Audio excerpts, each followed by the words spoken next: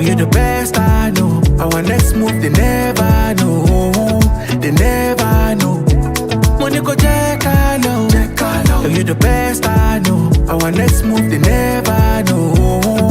They never know.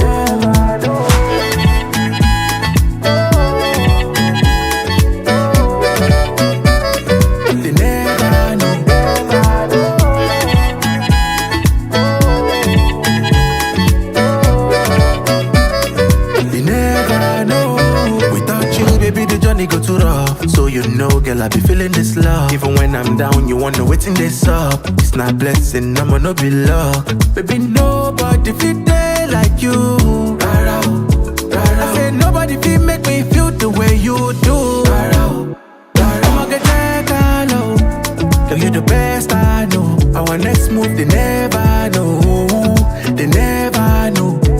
Money go check low. Girl, you the best I know. Our next move, they never know. They never know.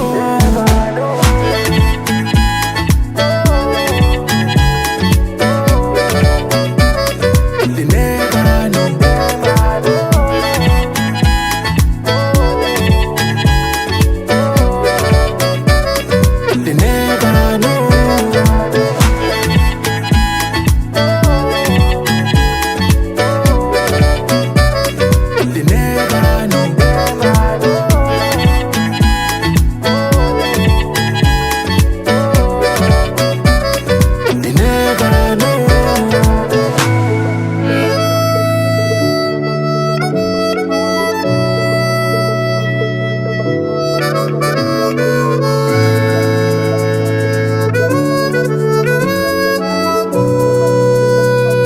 They never know.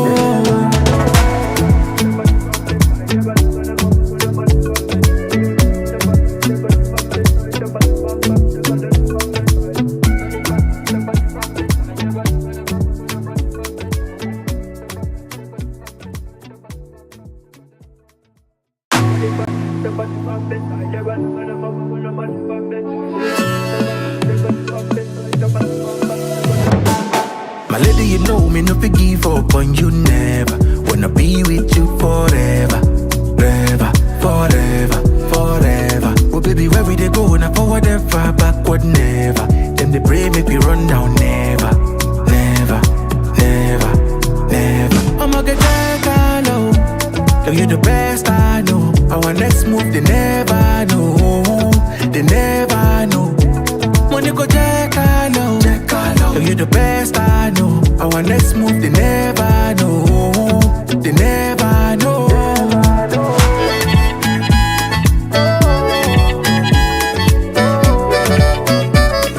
They never know.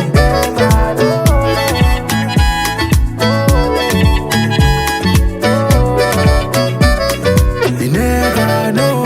Without you, baby, the journey go too rough. So you know, girl, I be feeling this love. Even when I'm down, you wonder waiting this up. It's not blessing, I'ma no be luck. Baby, nobody feel day like you. I said nobody feel make me feel the way you do. I'ma get that low. Girl, you the best I know. Our next move, they never know. They never know. Money go check low. Girl, you the best I know. Our next move, they never know. They never know.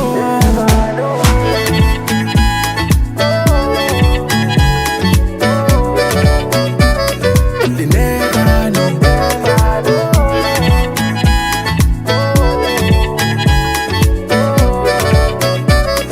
They never know.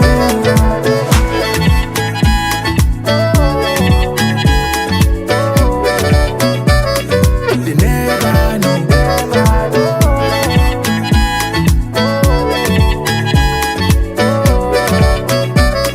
They never know.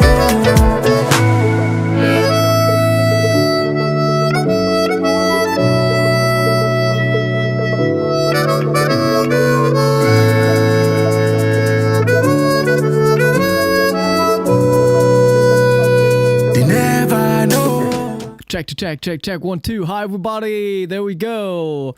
As I told you before in the chat, a little exception today. quite interesting. It's a Saturday, like lunchtime here in Germany right now.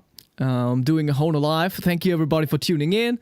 This is episode 131, which is crazy, and we got a very special guest because he's traveling the world, so that's why we are here at this unusual time. Let us know from where you're tuning in the chat. People are surprised about the timing already. But this is really cool. I think we got a good connection going on. Today we're just on YouTube. Last time the Instagram thing didn't really work. We're gonna get it to work at some point, but I need some time to figure out. So please welcome with me Fabio Barretto. Thank you for taking the time to join us. Thank you, Konstantin. Good morning for you. Yeah, it still feels like morning, man. I'm not awake for too long. Okay. So you're in Laos right now. What's the time at your place? So it's 7 in the afternoon right here. Okay. It's already dark. It is still like really hot. Nice. Man, like we sweat all day long. I'm in a little hut in a bungalow in Ban Bien. Pretty beautiful place between the mountains. Incredible. So you told me you started this whole world travel thing in New Zealand, right? Yeah, actually I missed one part because before New Zealand I went to Europe for 1 month, something like that. And then I went to New Zealand. I did New Zealand and Australia. I was working there, gathering some money for my trips. So I did 6 months in New Zealand, in Auckland, and then I did 9 months in Melbourne, in Australia. That's incredible. For how long do you want to go on? Until the end of November. That's the plan. Oh yeah. It really depends on the budget, the energy, the mind. And you got the best instrument to travel with, which is beautiful. Like, yeah. How many harmonicas do you carry around? Well, that's an answer that I never know, but I can count them here. It's 6, 8, something like 12. Oh yeah. Yeah. So 12 diatonics. I bought a chromatic on Hong Kong. Haven't played that much, and I'm carrying this one also.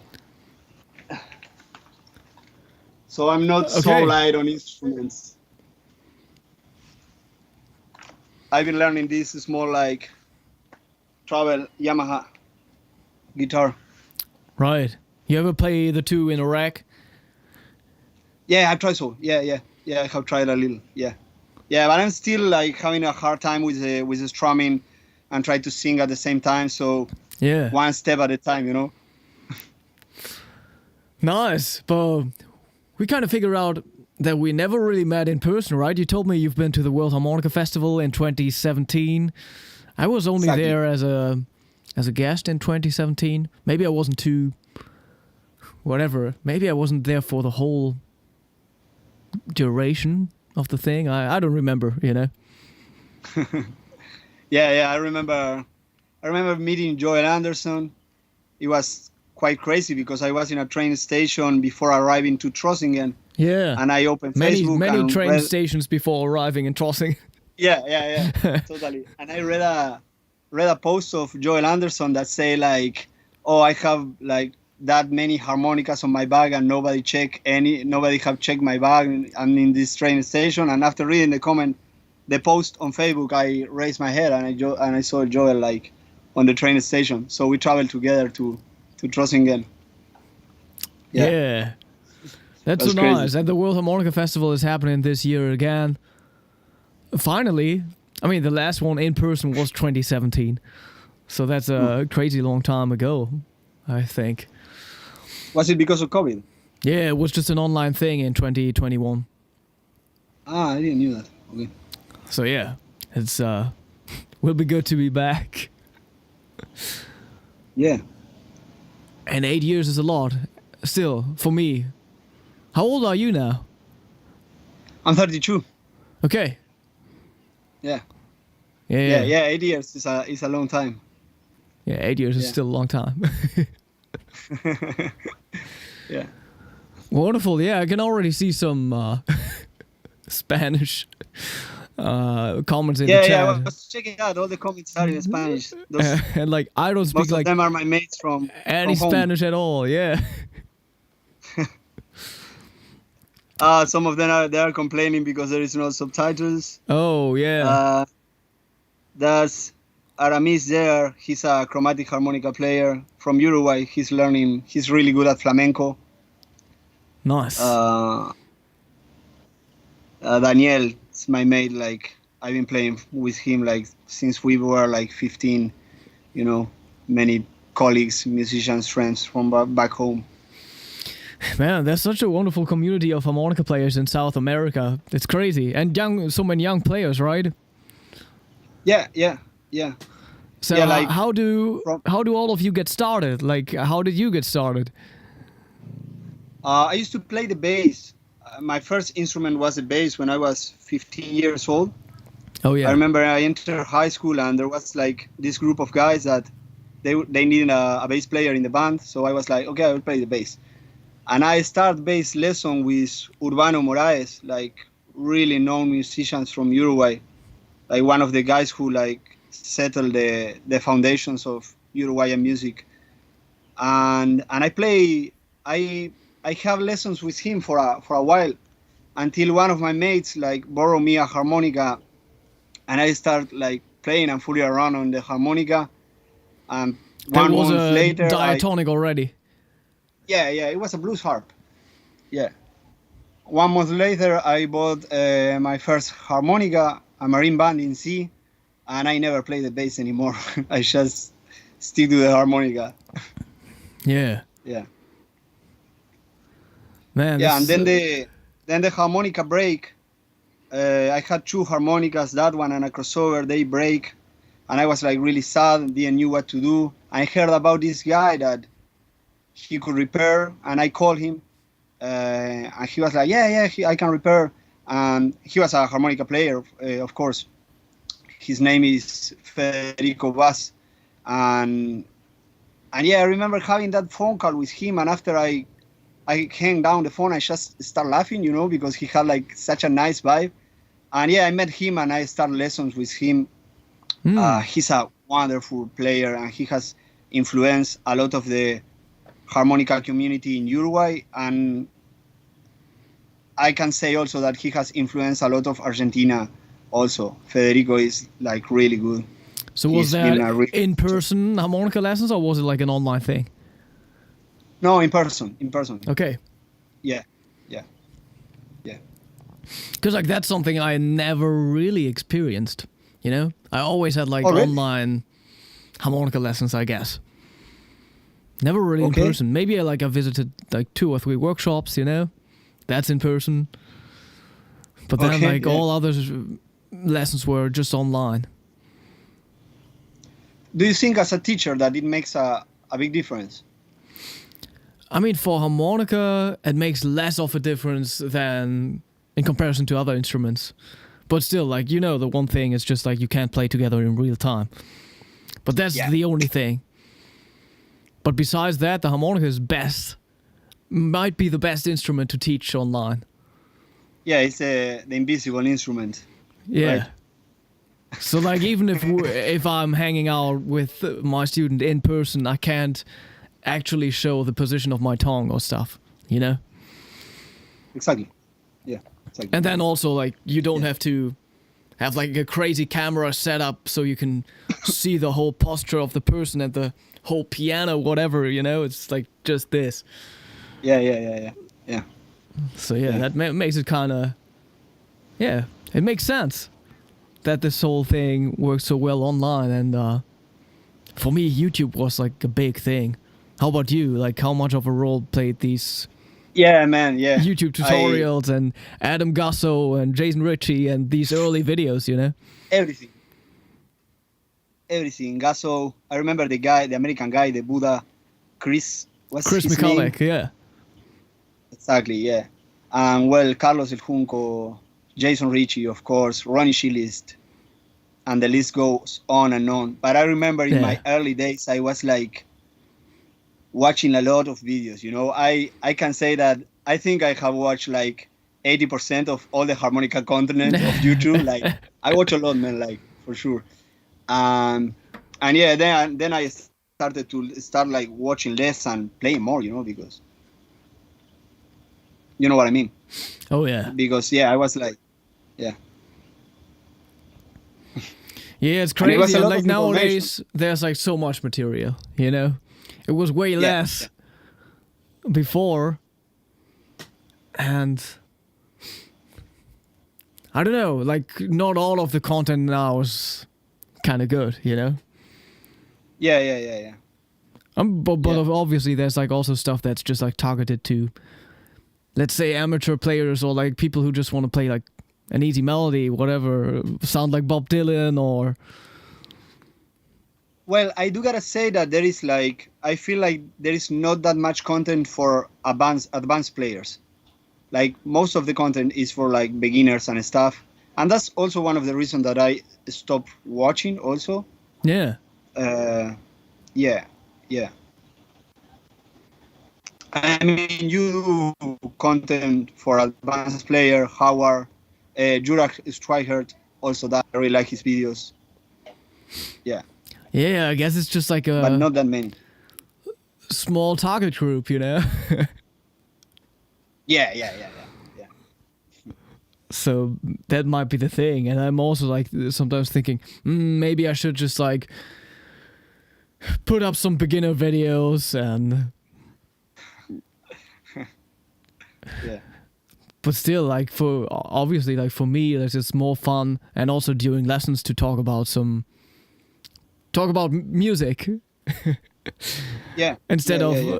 teaching basics and. Yeah. I mean, well, that's one of the reasons.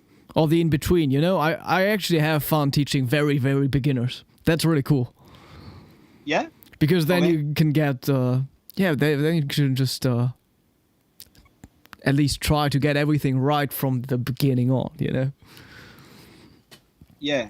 Like I think people that it's very in the important middle, to have like a guidance at the beginning, right? Yeah. Yeah. It makes a difference totally. Yeah.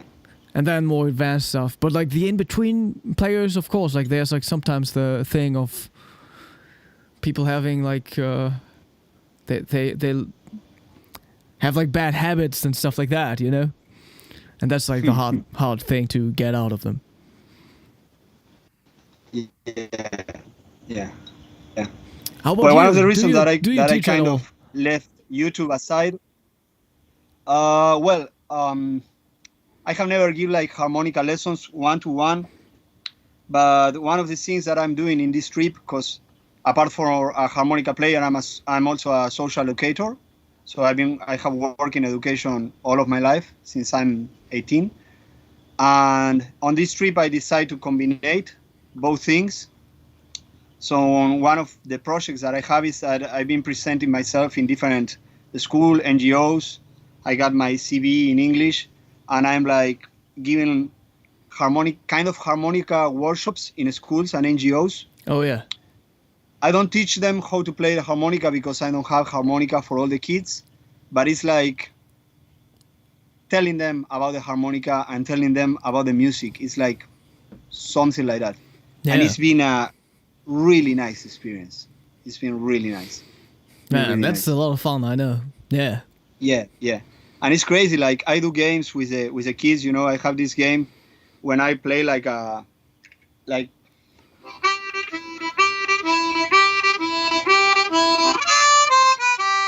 So they have to listen to the different sounds, and depending on what I'm doing, when I do they need to clap. So, and if I do they need to do like this with the feet. And if I do, they need to raise their hands. Oh yeah. And it's incredible how the kids like catch it so fast, like, and different cultures, different realities, you know, and it's crazy. Yeah. Man, It's been a really good experience. Yeah. Giving these kind of workshops, or at least like visiting schools, I did that a lot too. That's a lot of fun. Oh, really? Yeah. Yeah. I mean, it can get messy as soon as you hand everybody a harmonica, but it even gets messy with like adults, you know, like everybody wants to play. Yeah. Yeah. And But yeah, that's one of the projects that I've been doing in the trip, and it's been like really good, because when you're traveling, sometimes one of the hardest things is to get to know to the local people and to the communities. You know, it's really difficult. But this has been like a really nice door to get into, like, in contact with the people of the different places. You know, Indonesia, Philippines, Cambodia. And I'm really looking forward to do it here in Laos also. Yeah. Yeah, we talked about it. Like right now you're in Laos, and that's like kind of the hometown of a parent of the harmonica, like how do you pronounce the instrument? The big mouth harp. Yeah, for me the name was Sheng. And I started looking for that instrument since I arrived to Vietnam. Yeah. I didn't find it in Vietnam. I didn't find it in Cambodia. But I did find it here in Laos. Here in Laos, they call it kaeng. Oh yeah, exactly. So I had a picture on my phone, and we were like driving around in scooters a lot, small villages, and I was showing the picture to the local people, and the local people were and yeah, I began this search of the Sheng, and I got something to show you. The other day we were driving in the scooter, and I saw like this crowd of people, like a parade. They were playing like big drums and other things, you know, like flutes. And I saw the tip of the wooden tip of the kaeng, and I stopped my scooter. I was like, with my friend on the back of the scooter, I was like, sorry, I need to stop here. I stopped my scooter and get down there. And I saw this. I don't know if you can see it in the screen. It's super bright right now. Yeah.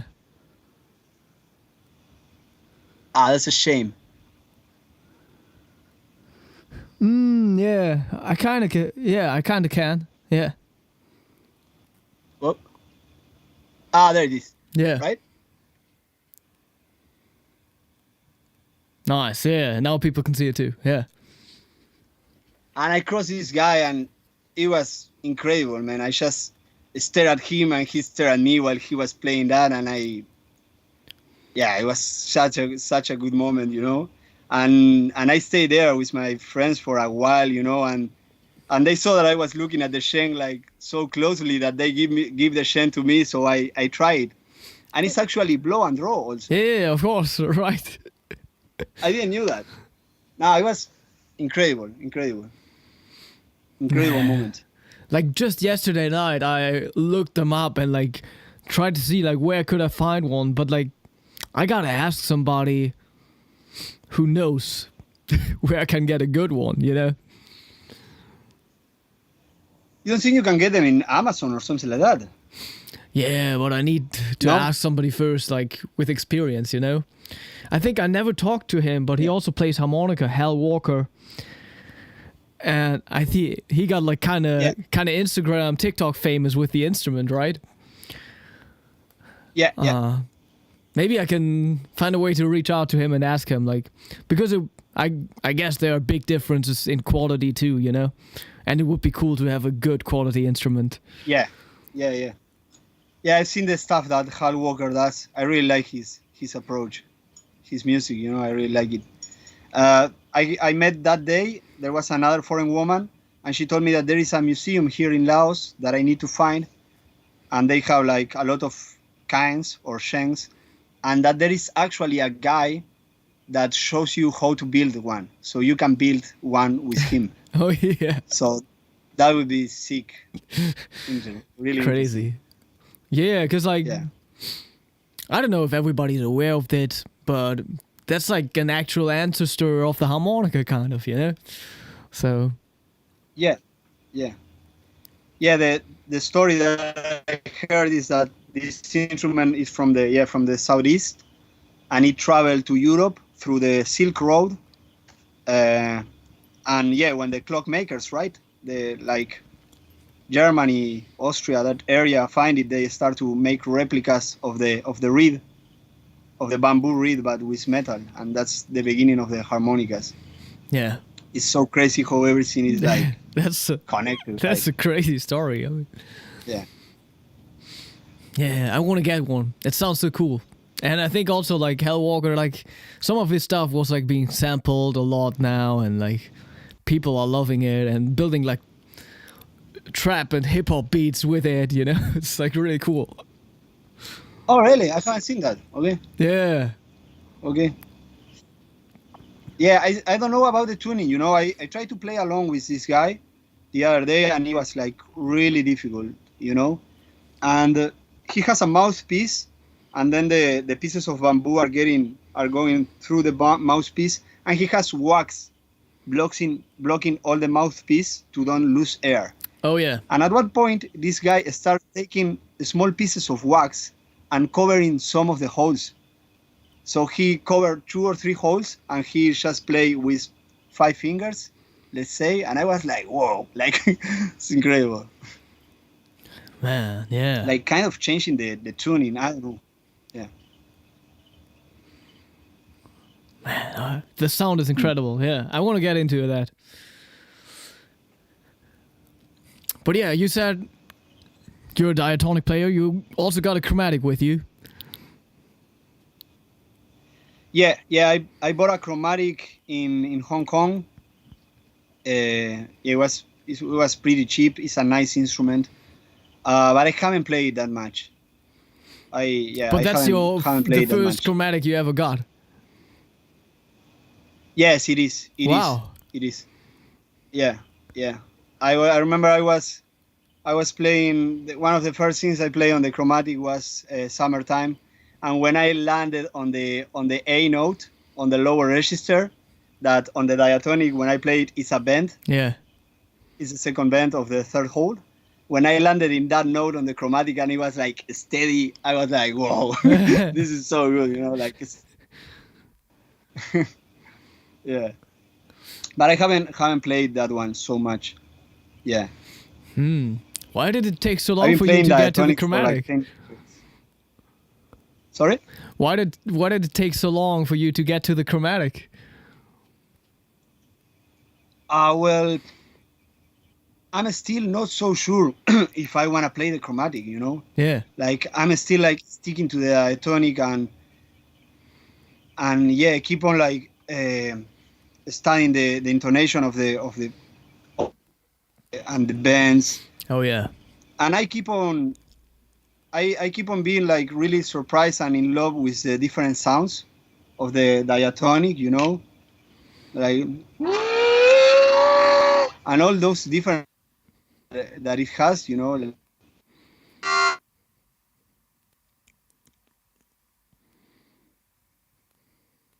That the diatonic has. Yeah. The singing while playing, that should be used more often.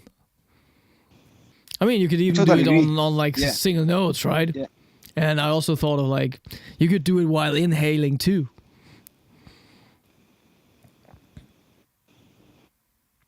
I never tried while inhaling. Do you think it's possible? Like singing while inhaling, yeah. Yeah? I don't know, you could just do do like a major scale and then sing like the third above. That's too high for me. Let me do the low octave, like.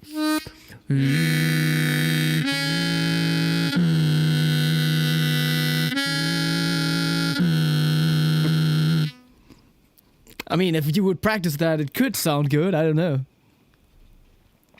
Yeah. No, I really like that. But yeah, obviously, I really like you can only do that on like the natural blow and draw notes. Like it's, I'm not sure. Maybe you could do it while bending too. I think it can be possible. Like when my teacher told me that you can play an octave and bend just one of the notes of the octave, I was like, whoa. Yeah. Like, this is never ending. Just yesterday, I saw some guy. I don't know if it's like, if it was real or not, but some guy singing a chord by himself, like 3 notes. I don't know if that was like. I heard about that, but I've never seen that. Yeah, I don't know if it was fake. Like I know you can do 2 notes, but I'm not sure about the 3. Yeah. I would like to see that. I never seen that, but I heard of that possibility. Yeah. I really like the singing notes. I recorded an EP when I was in Melbourne. I recorded 3 songs with musicians from Melbourne, and in one of the songs I put that like, singing blow notes. Yeah. Man, I should also do that more often. Do you still listen to harmonica music, or what kind of music do you like listening to nowadays? I listen to a lot of jazz. I'm not listening that much harmonica like I used to. Yeah. Okay. Harmonica, I'm listening a lot to Philip Gers and Antonio Serrano, like forever and ever. But yeah, mainly I'm listening to jazz, and I'm really trying to like find the different styles on these countries that I'm visiting, like finding new music, which is not easy, I do gotta say. But yeah, I find like really interesting music in Cambodia. In Indonesia, I find a little music also. Like I'm trying to discover like new genres and stuff. Okay, yeah. Yeah, that's kind of it. Like, let's, but yeah, a lot of jazz. Interesting. Yeah. Like I see it more like an approach. The jazz thing, I see it more like an approach on music, like than a music style. You know. Yeah. There was kind of similar for me. It's similar for you, yeah. Like I started like trying and to play jazz and studying all the stuff with Facundo Cardoso and some of my friends in Uruguay, and there was a really good jazz player, Álvaro Pachelo, that he used to go to the when we were jamming, he used to go always. And one day he told me that for him jazz wasn't a musical style, but an approach on music. And I was like, whoa, that's a really cool take. Yeah.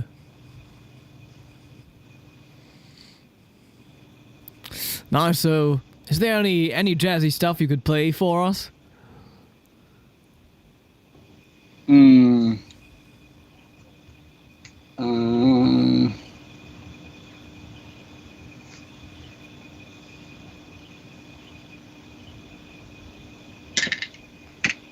Yay.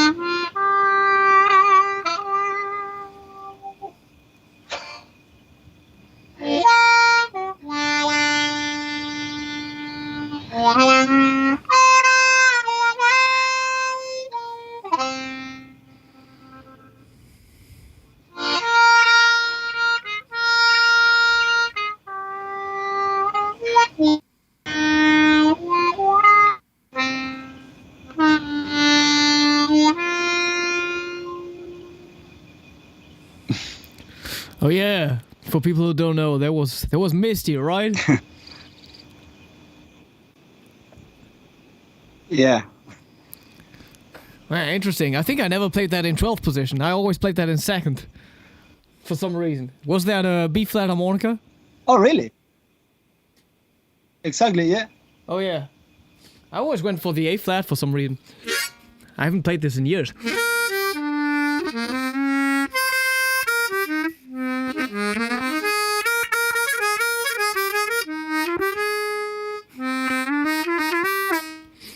Yeah, it's fine in second position too. I don't remember the B section though. Something like that, right? Yeah. Then the 5/4 overblow is kind of annoying.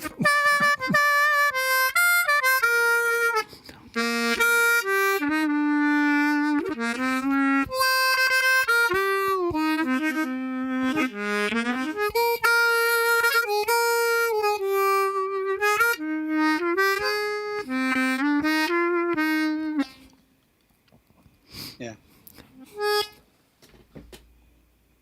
And we get the B flat. Yeah, it's a beautiful tune. Where's the B flat? Man, my case is so unorganized. Yeah, you got the 1/4 overblow, but it's like quick, you know, right? Yeah, it's passing by.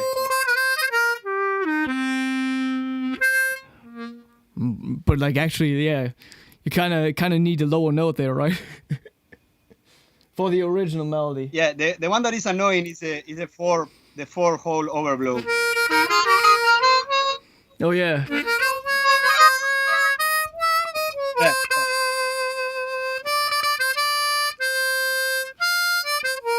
Mm.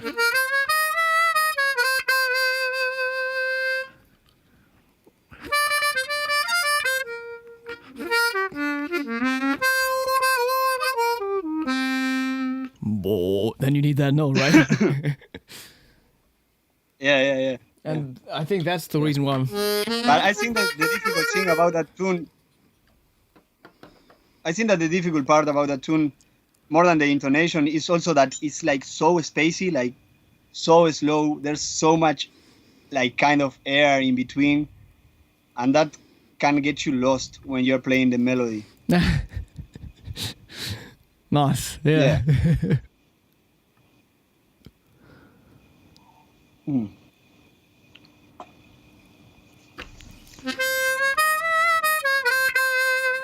But yeah, that's not too bad actually. Because that's 11th position then.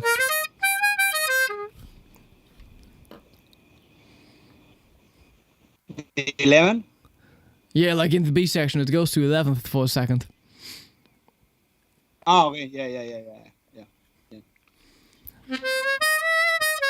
Yeah, but for jazz, I mainly use the B flat harmonica. Yeah, I mean that's like the best in between key. Yeah. It's so good. So what kind of instruments do you play? Like what's the model? I really like Masterclass from Hohner. I have two of them. So my C harp and my B flat. That is the two harps that I play the most. I gotta see the B flat too. Masterclass. Yeah, you're there. Yeah. And now they got my face on it. Like I'm just like starting to. I thought like I should play them now that my face is on it. You know. I feel like the reed plate is a little thicker. I read that, so I feel like it's more steady for overblows. You know. Yeah. Yeah, I got the C. But I like set up the C a little. Models of harmonica. Yeah, but you just played on a Meisterklasse. Yeah. Yeah, and I do some costume also. Like I set up my own harps. Like my teacher Federico taught me how to do like everything, you know, like embossing and the gapping and all that stuff. Yeah. So I set them up myself. Yeah. Yeah, I didn't really do anything to my B flat Meisterklasse.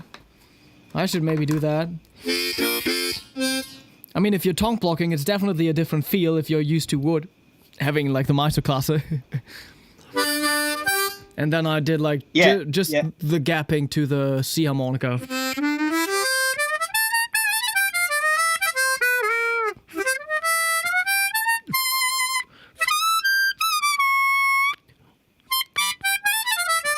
Which is fine, but it's really good actually. I'm surprised. I don't remember it being that good, but have you done the gapping on that one? Yeah, I've just done only gapping, nothing else. Okay. That's pretty good.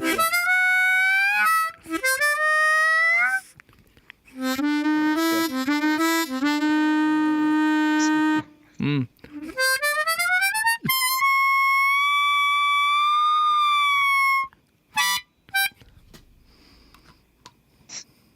But it's a different feel compared to my other instruments, you know. But it feels like kind of. I spend a lot of time like kind of heavy. Yeah, I like it, and it's like really ergonomic, the masterclass. Yeah. But then again, I spend it like a lot of time like customizing and doing gapping and waxing and stuff. And nowadays I'm trying to just play more, because sometimes you are like you have 2 hours to play and you are 1 hour tweaking the harp, and I try to play more and tweak them less. I used to have a project, a really big project that I used to paint cover plates. Mm-hmm. So I had an Instagram page where I used to sell those cover plates. I sent some to the United States and Europe and stuff. Yeah, probably you've seen them around. Yeah. Oh, nice. Yeah. But now I left it all behind. It's a lot of time and a lot of research, and So a for lot of people out there who want to learn how to set up their instruments, like, do you have like any advice for him? Like, where should they go? Like, how can they learn?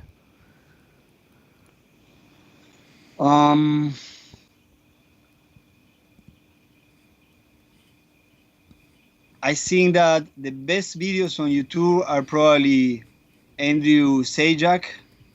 Has like really good material on YouTube, and just trying, like breaking a lot of harps. that's the way. Like gotta start on like some cheap ones, right? Yeah, and try a lot of things. Yeah. But there is a lot of information on the internet for that. Like I don't know if that exists anymore, but Tinus Korn from the Netherlands, he had like his website called overblow.com. And it's still there. Haven't seen that one. Yeah, it's still there. And he like explains the overblow technique and like what he does to set up the harps, and he also has this one thing that I do cool scale finder on there where you can just like pick your tuning. He has like almost 100 tunings here to choose from, harmonica tunings, and then you can pick the key harmonica, the key of scale, and then the type of scale, and whatever. You can see like arpeggio notes on your harmonica. It's nice. That's always handy. Yeah. One thing that I do feel that there is like really few information, and that not that many people talk about in the harmonica community. I want to hear your opinion about this also. Is the temperaments of the harmonicas. Yeah. Like the golden melody being equal tempered, and it's crazy, man, because like we are using an instrument, and like most of the people don't know that it has like a particular tuning. It's like a guitar player not knowing how to tune his guitar. Yeah. And I think this is a lack on the community, and this is also a lack of on the harmonica companies, because nobody's talking about the temperaments, and it's a big deal, like a marine band is not the same as a golden melody. And many times people focus a lot on the comms material a lot, and on the cover plates, and we have harmonicas with different tunings, and we need to talk about that, and we need to learn about that. It's incredible. Like, yeah. What's your opinion on that?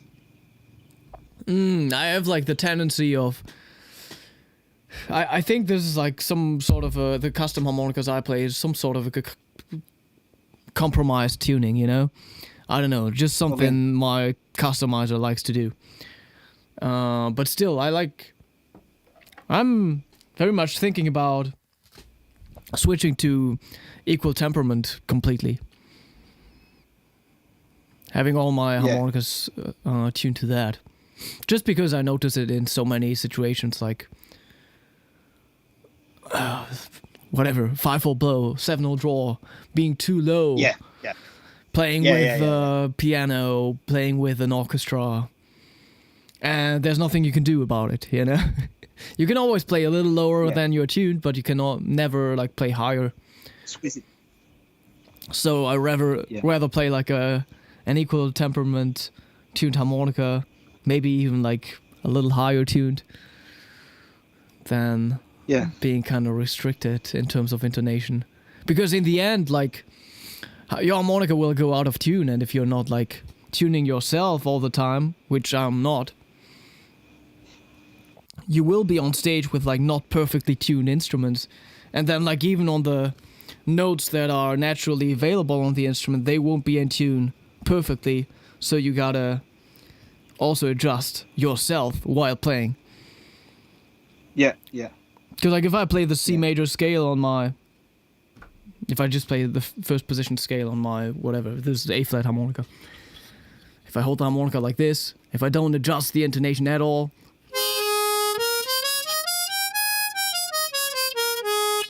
that's like not in tune. Yeah. You know? Yeah. And then people play like this and along to backing tracks, and I mean, they are like, you could say they are out of tune notes in there. Yeah. Yeah, It's crazy. with every note you gotta adjust yourself. Right? I mean, you're playing classical, and it's a really big deal. On bluesing, it can be like more acceptable. Definitely. But you don't feel like I'm tuning equal temperament a lot also. But then I grab a marine band and I start chugging on a marine band, like, and I go crazy, like, because of the feeling of those chords, you know. I like now I'm feeling the need of a marine band, you know, for the road and for chugging and like. Oh yeah. Stay there, you know, for a while. So good. Yeah, so I only play the compromise for like, I think my customizer does it for like some double stops, so like 2-hole, 3-hole blow sound good, and 4-hole draw, 7-hole draw sound good, and that's kind of stuff, you know. Yeah. But in the end, I don't know. I'm on stage. If I'm on stage, I play more melodic stuff. Yeah. So that's why I could definitely change. Yeah. But yeah, you gotta be in charge of the intonation all the time on the harmonica, even if it's a note that's like on the instrument already. Yeah. And then, totally. which always means you're gonna play everything a little lower than the instrument is tuned. So this really makes sense to tune the instrument a little higher up. Yeah, that's what they do with the chromatics. Right? Exactly. The chromatics come like higher. Yeah. From fabric. Yeah. But yeah, I feel like we need to talk about that more, and less about comp materials, for example. Just my opinion. Yeah. I don't know. I mean, as a tongue block player, the comp material plays a huge role. Yeah, well, yeah. Sometimes the masterclass, it feels like you are like sucking a metal spoon or something like that, right? Yeah, it's a little of a weird difference. Yeah. But then, obviously, that's just like personal taste. Yeah. And intonation is kind of objective. Just checking the comments here a little. Yeah. There's my B flat.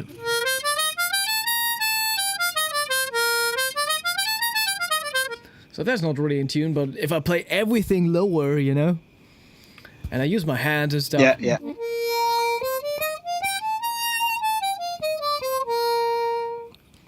That's way better in tune. Yeah. Yeah.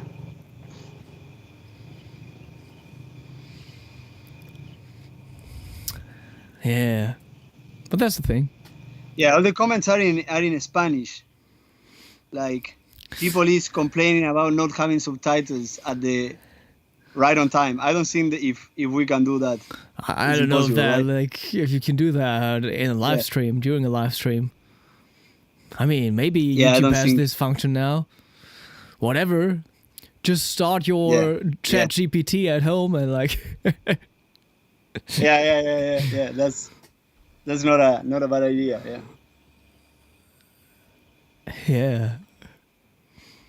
So what's your experience traveling with the instrument now? And like, do you get the chance to play a lot of music with locals? Not that much as I would like to. Yeah.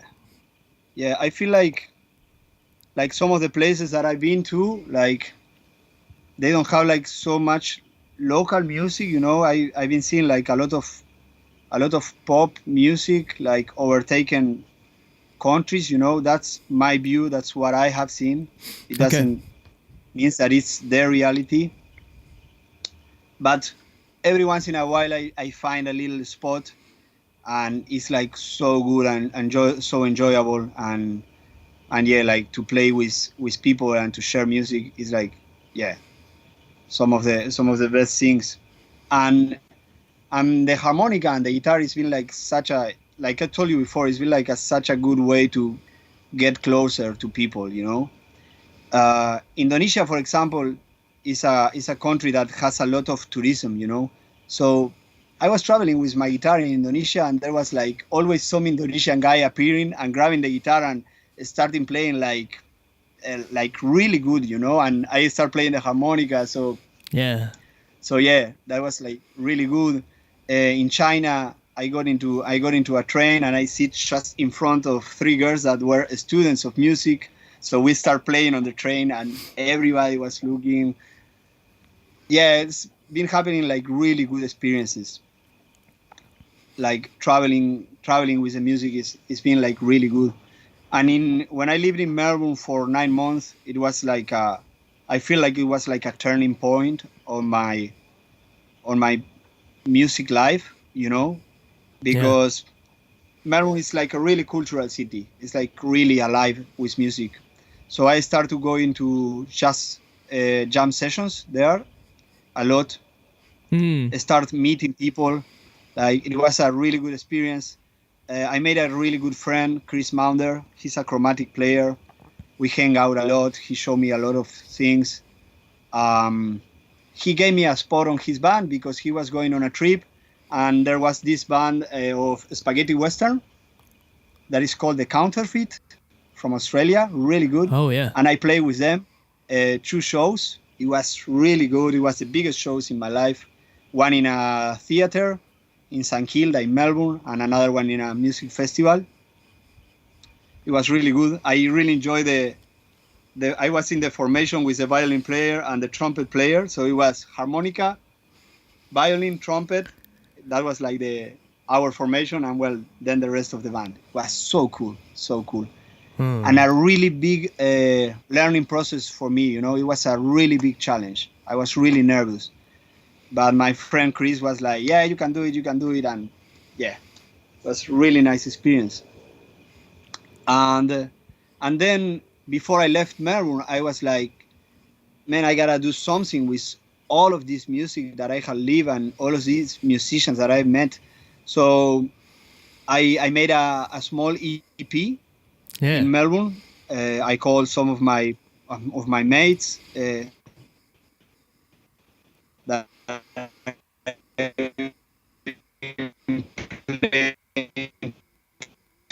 together in the shams and stuff, and we recorded. It was really interesting because we took 3 Uruguayan songs, like real Uruguayan songs, and we just them made our own versions. A beautiful experience, like grabbing a song that you known for since all of your life and give it to the piano player. It was from Korea, you know, and she made like this whole new version, this whole new universe with the song. And yeah, it was incredible, you know. That recording is on Spotify. It's called El Viaje de Ítaca. And yeah, so I'm like the really EP happy with is the on result. Spotify now. Yeah, it's already on, yeah. Oh, nice. Yeah, I gotta put the link into the description box. So I can just find it like looking for your name.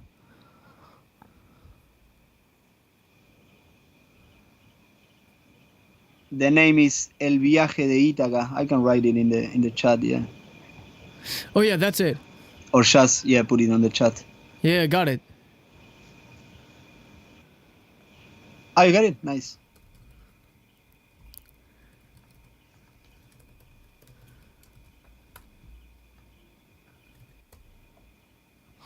Oh, that was copied the wrong thing here. I got it in the description now. And now putting it into the chat. Oh, perfect. Wonderful. Like, what did you use for recording the harmonica? And like in general, like what's your favorite additional equipment playing the harmonica live, like in terms of microphone or whatever? I'm really bad in all of that work. Like, I just, like when I play live, I use a Shure SM58, but that's all that I can tell you, you know, like then I always have people that help me because I'm really bad of all the electronic part, you know. But the good thing about recording in Australia was that the equipments that they had there were just really good, you know, and the guy who did the master had like really nice equipment also, so yeah, that was really good. It was like a really good opportunity.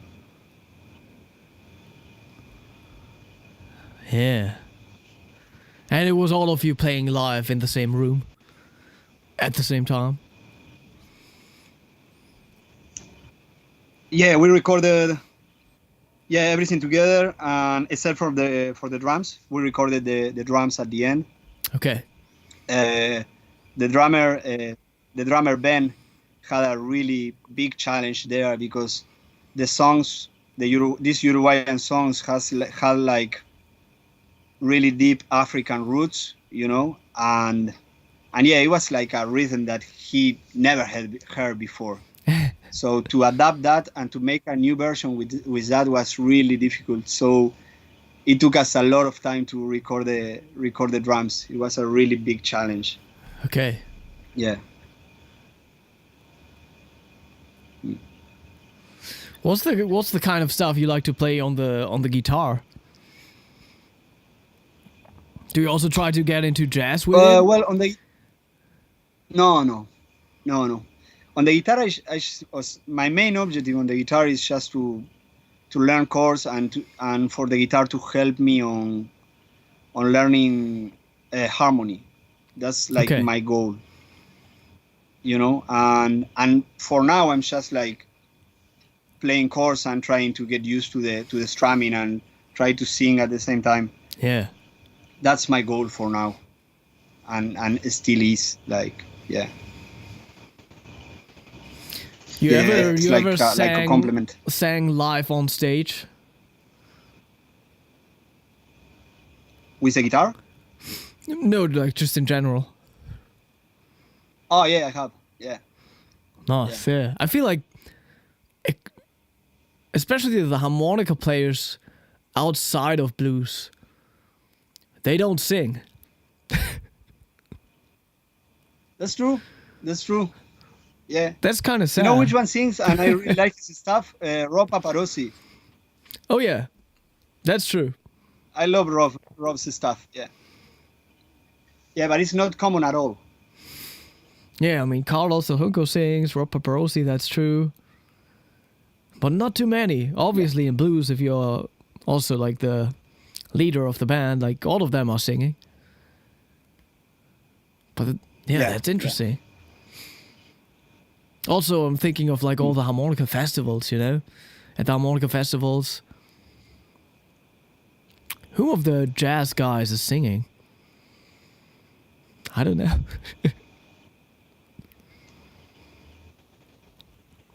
I don't know. And then also with the classical world in Asia, with the Asian harmonica I can festivals. sing you know, that's a really good stuff. Franco Luciani. Oh, he sings? Sorry, I talk on top of you. Yeah. Yeah, Franco Luciani sings, and he sings pretty good, you know. Okay. Yeah. Yeah. I'm just like having these Asian harmonica festivals in mind when there's like also like a lot of classical music. There's like no singing. And like the few times I've been there, I always try to sing. And it's crazy because like nobody expects it and people love it because there's just like no singing at these festivals. Yeah. For me it's just like a little scary, you know. When I sing blues that it's just like kind of playing around, but I have never dared to sing another kind of style. It's kind of scary. Yeah. But that's one of the things that I like about the harmonica, you know. It's like my second voice, you know, and I love, like, for example, murga style is a style from Uruguay that comes from Spain, from the south of Spain, and I always love that stuff, but I don't have a voice to sing it, you know. And with the harmonica I can do it, you know, and I really enjoy doing it. I feel like I'm finally able to sing that stuff right through my harmonica. Yeah. Okay, yeah. That's nice. So what are the next countries you want to travel to? Or like, do you still have like locations in mind you really want to visit? Also places that are like musically interesting for you? Yeah, I got a long way to go. Sorry? Also places that are like musically interesting for you? I have like really high hopes on India, on that subject. I really want to go to India. So yeah, and fingers crossed, because it's gonna be like really damn difficult, Mongolia. So yeah, I have like really high hopes on those two. I see what happens. It's like really, Mongolia is like really far away from where I am now, and maybe it's impossible for my budget, but I'm gonna try to get there. Oh yeah. And any chance you might visit And then I the can World Harmonica Festival? do the Mongolian singing with the harmonica, you know? Oh yeah. Like that throw singing that they do with the harmonica. That should be amazing. Right. And any chance you're gonna visit the World Harmonica Festival? I don't think that I'm going through Europe. No, I would love to go to the harmonica festival, but I don't think that I'm gonna go through Europe. Okay. Yeah. Yeah. I would like to go to some places also in the north of Africa. Many of the roots of Uruguayan music come from Africa because of the slaves that were brought to South America by the Spanish people.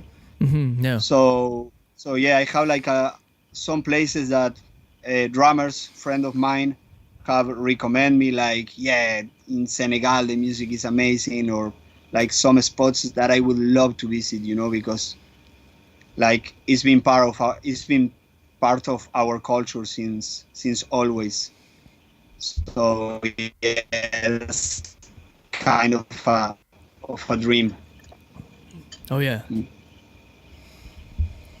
Man, that sounds good. That's crazy, and you got the best instrument to travel with. Yeah. And maybe I also gotta get my hands on a can, like. That would be so cool. Well, if I learn how to control one, I will send you the tips. Yeah. And you can get some bamboo. I don't know where you can find bamboo in Germany, and you can build your own. Maybe do that, yeah. So, I tried to put some links into the chat, but like, what's like the best way for people to stay connected and check you out? Okay. On perfect. Instagram, and you get Spotify, and where else are you hanging out? Perfect. No, mainly Instagram and Spotify. Yeah, that's the main thing. Yeah, I have my harmonica page on Instagram, and I also have like my custom project on Instagram also. Oh, So yeah, one okay. day I'm gonna come back to my custom project, and yeah, people can see it over there. Yeah. Wonderful. Yeah. You wanna close this off with some harmonica playing?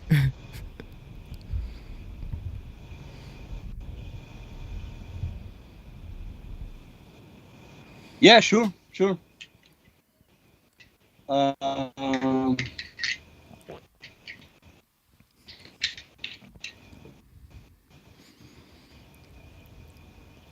I'm gonna play a Uruguayan song.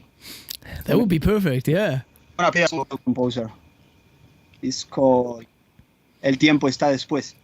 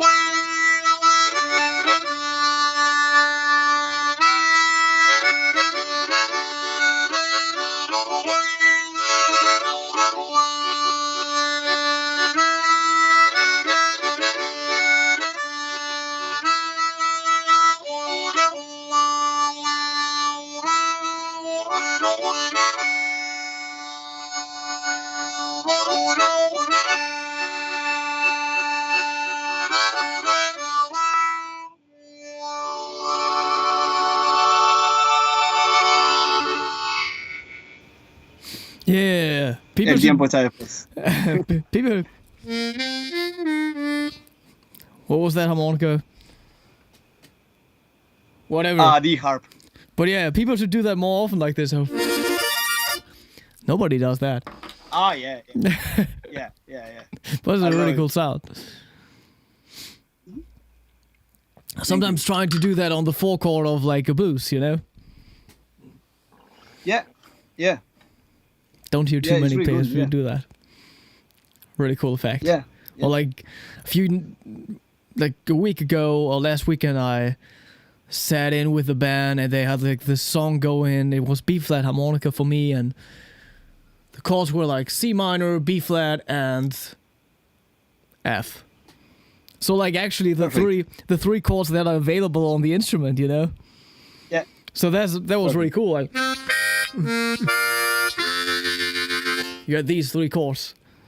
So that was super nice. Yeah. And I could do, which is really cool. And very bluesy too. Yeah. Wonderful, yeah. Man, thank you for taking the time to join us on your travels. Thank you, Konstantin. Thank you for the time.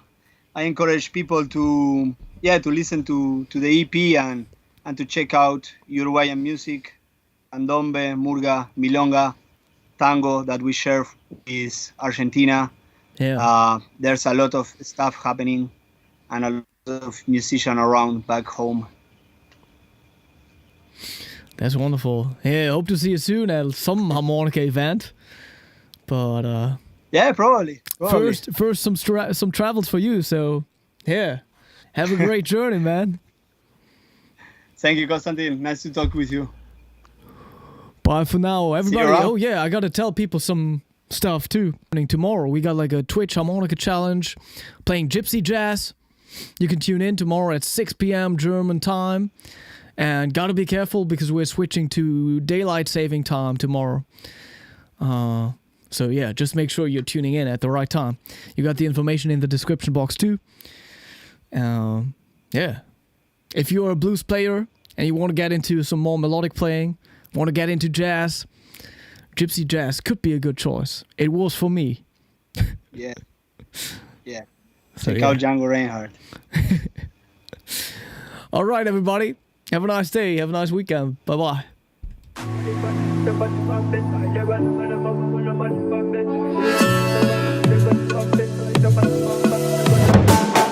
lady, you know me no forgive up on you never.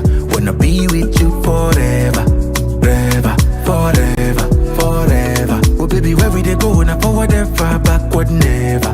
Them they pray make we run down never, never, never, never. I'ma get that low. Girl, you the best I know. Our next move they never know, they never know. Money go check low. Girl, you the best I know. Our next move they never know, they never know.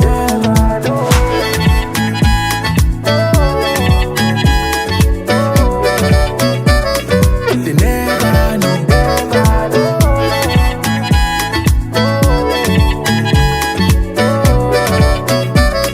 They never know.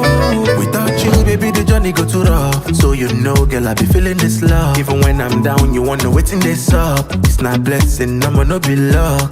Baby, nobody feel there like you. Rara, rara. I say nobody feel make me feel the way you do. Rara, rara. I'ma get that low.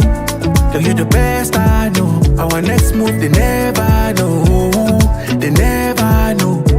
Money go check low. Girl, you the best I know. Our next move they never know,